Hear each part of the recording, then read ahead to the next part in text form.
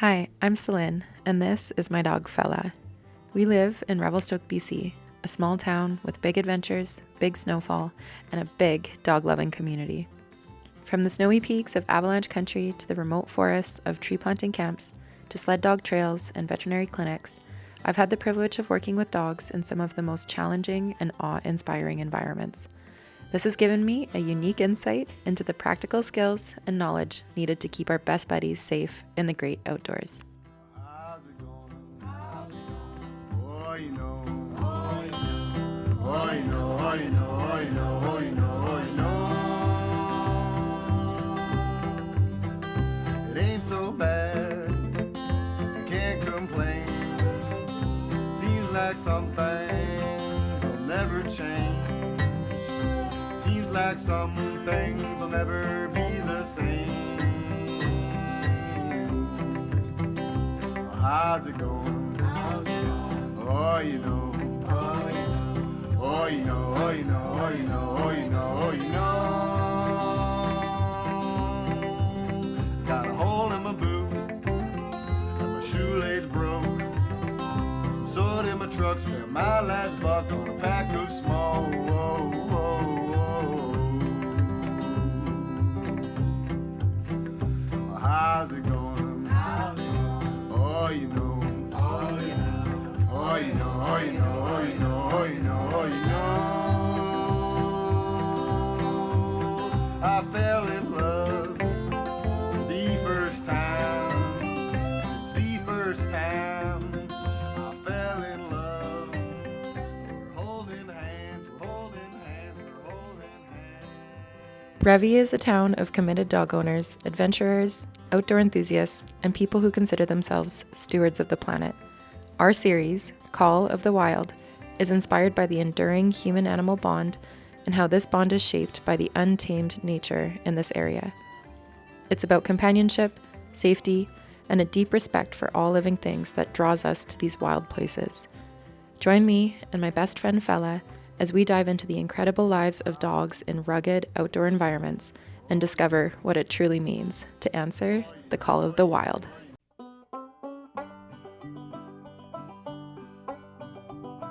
Welcome to Revelstoke, a town where dogs aren't just part of the family, they're part of the adventure. Whether we're skinning up a snowy peak, mountain biking forest trails, paddleboarding across the lake, or just cruising in town in our trucks, chances are there's a happy tail wagging nearby. We love our dogs here. They come to work with us, camp with us, hike with us, and play just as hard as we do. But living this kind of wild and wonderful lifestyle means our four-legged pals are often far from help when something goes wrong. We plan for human emergencies like second nature. But when it comes to our dogs, most of us wouldn't even know how to check a pulse or splint a leg. And in the backcountry, that matters. Because let's be honest, your dog is not going to raise their paw and say, "Hey, I'm not feeling great." It's up to us to notice when something's off and be prepared to take action. This is where pet first aid comes in. It's practical, empowering, and honestly, it's kind of fun, especially when you get to practice with your pup and a crew of your fellow dog lovers. Whether it's a cut paw, a bee sting, overheating, or even something more serious, knowing what to do can make all the difference. So in this episode, I've invited a few of my awesome friends and their equally awesome dogs to join me for a hands-on, tail-wagging pet first aid course.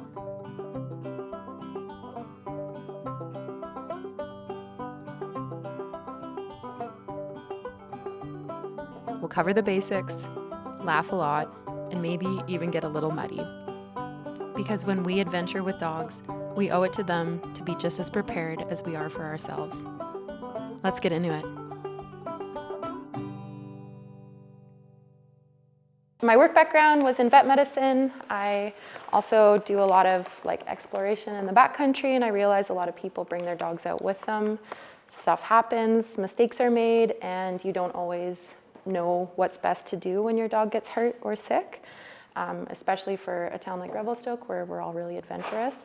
The dogs are often in really extreme environments, and it's important that we're taking it really seriously when we're the first responders when they get hurt or sick. The roster for today's pet first aid training are Clover, Lizzie, Zephyr, and my dog Fella. With the help of some model parasites, CPR dog mannequins, and more, pet first aid courses are a hands-on way to learn about pet safety. Measures required to save pets' lives, prevent further injury, and ease pain and discomfort until you get to the vet. I am a certified pet first aid instructor with Walks and Wags Pet First Aid, who offer high-quality courses that promote preventative care and proactive management of injuries in a way that supports long-term health and vitality.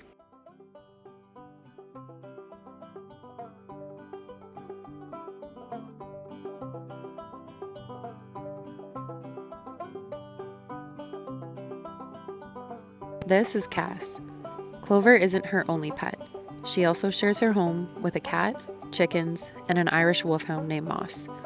Moss has epilepsy and has also had a fair share of veterinary emergencies, nearly losing an eye after complications from an embedded stick.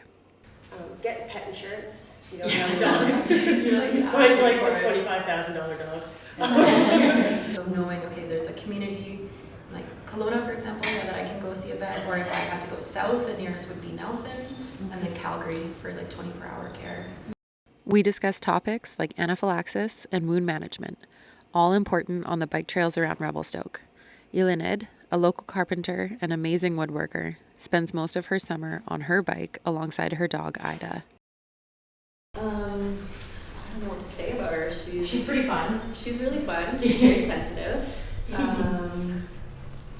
She loves to run. She's had her own little medical problems. She's got some sort of severe reaction to something sometimes. I think it's flowers. Last time she ate a flower, her face blew up. Yeah.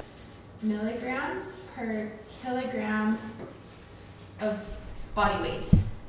So if you guys want to try with, like, if you guys don't have a dog, Fella is like 88 pounds. So you'll have to do the pounds to kilo. It's going to be the first math problem that you've done in a while. If you guys want to try that out and see if you can get. Some common medications can be administered from home when directed by your veterinarian in times of allergic reactions or toxic ingestion. Appropriately dosing animals based on their weight requires a bit of math. Knowing these values ahead of time ensures you're equipped to act immediately and correctly.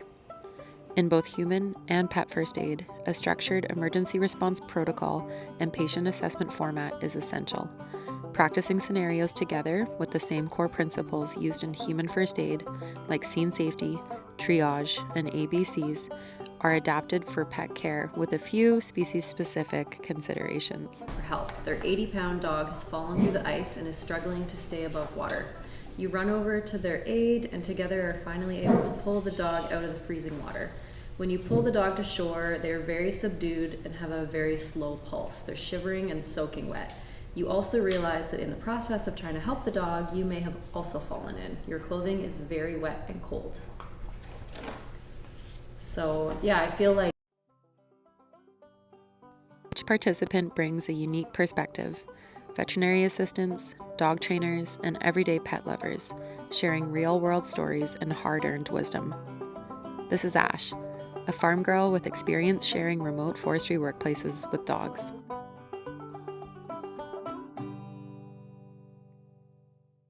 I feel definitely like I could grow and expand my knowledge when it comes to first aid so much more, because even though I feel like I've got a lot of experience in it, I'm still like, oh my gosh, it's like a never-ending learning.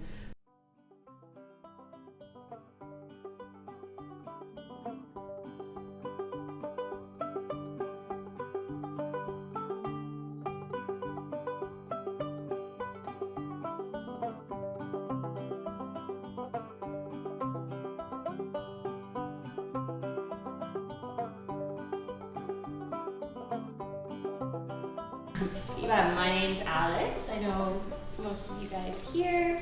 I used to work with Celine for quite a few years at the vet clinic, which was so fun.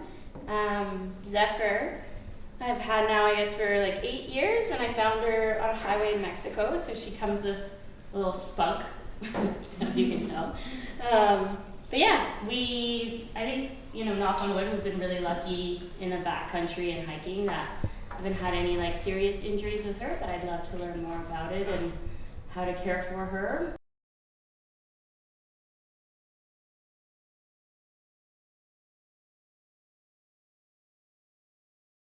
getting older now. She's almost 10, so I've definitely descaled her activity level down. Yeah, she's my world. She's my baby. This is the ear pinna. Yeah. Oh, nice. Clean. Oh, they can use a little things. But yeah, look at her teeth. She's got a bit of her. Like back here. Oh, yes. But she's pretty good for like 9. Yeah, that's true.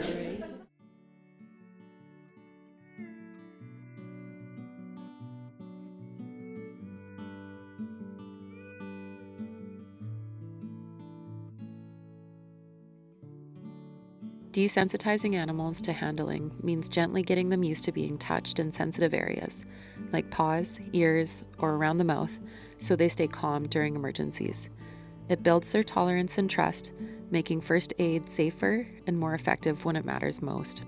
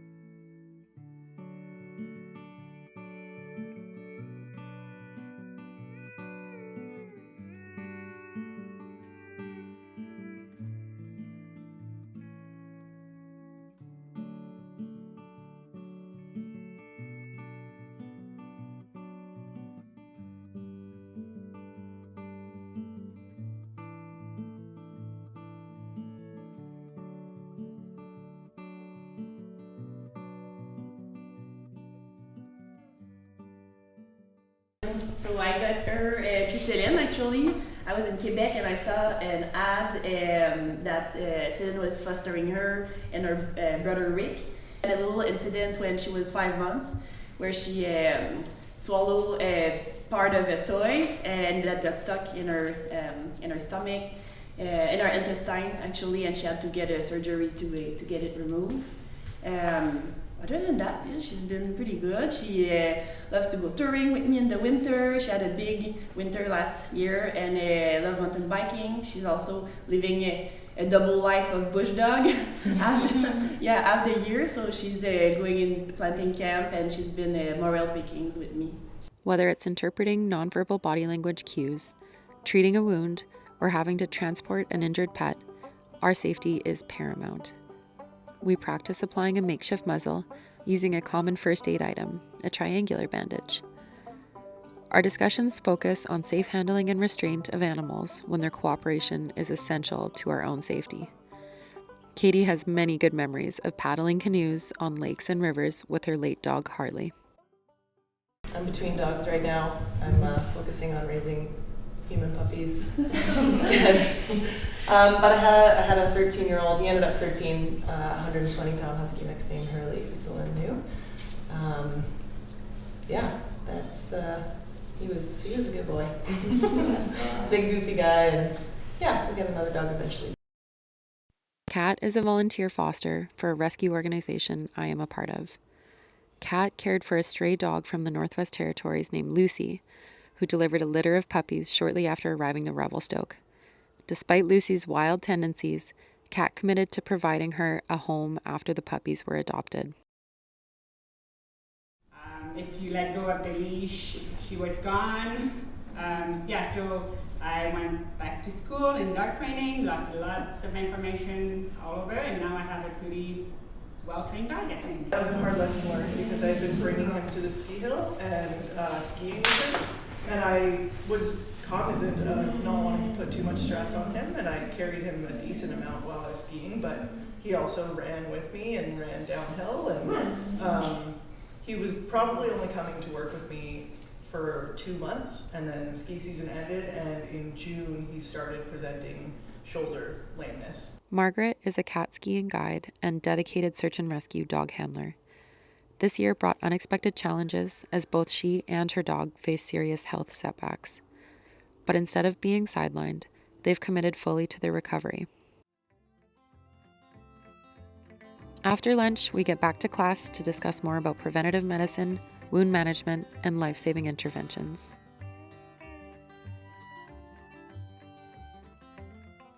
Thing by just 2 years of age, 70% of cats and 80% of dogs have some form of periodontal disease. The reason why it's so important is that it has a cascading effect over the whole body. So just like with us, if we have a lot of inflammation or infection in the gum line, we can aspirate that into our lungs, or it can be transported through the bloodstream throughout the whole body. So getting our dog's teeth cleaned is actually really helpful for the rest of their system.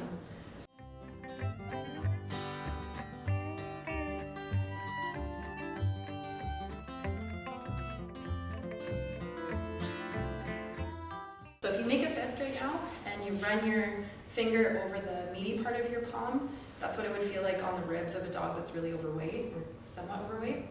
If you run them over your knuckles here, that's like a really ribby dog that's quite skinny, so underweight. And then right in the middle is kind of the goal.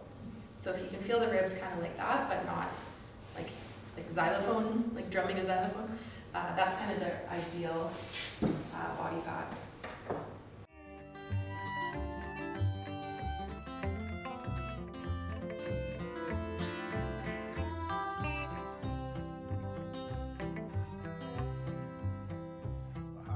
Back to the drawing board, we work together to identify early warning signs of stress or conflict in animals, perform head-to-tail physical assessments, vital sign monitoring, and restraint techniques. In their inner groin, where it meets the hip.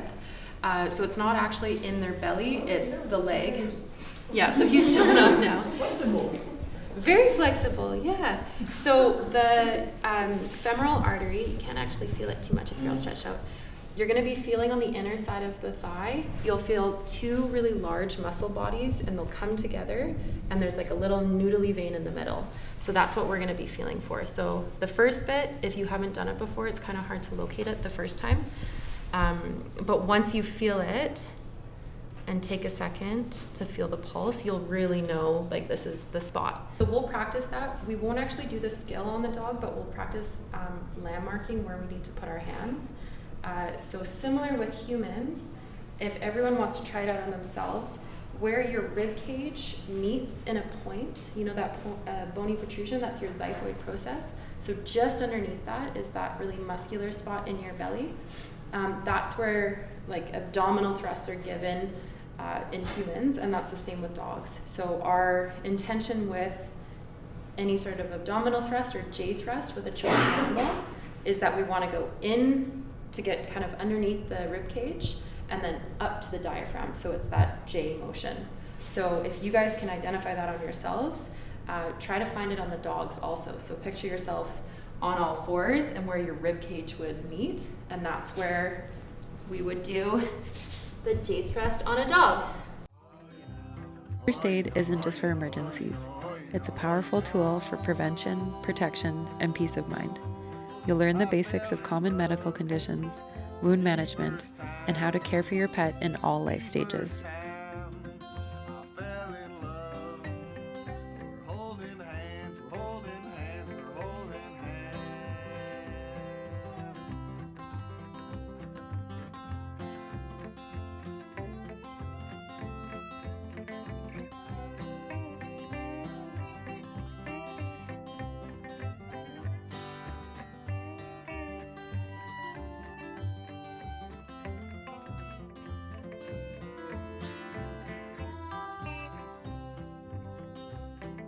Building a makeshift stretcher, using jackets and long hiking poles or branches are taught in advanced pet first aid courses like Walks and Wags Off the Grid course.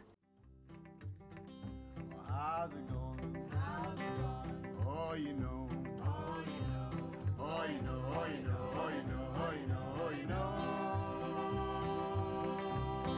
know. It's been a long time. Day is done. The dogs leave with certificates of completion, and their humans leave with the confidence knowing that they are prepared in the event of an injury or illness.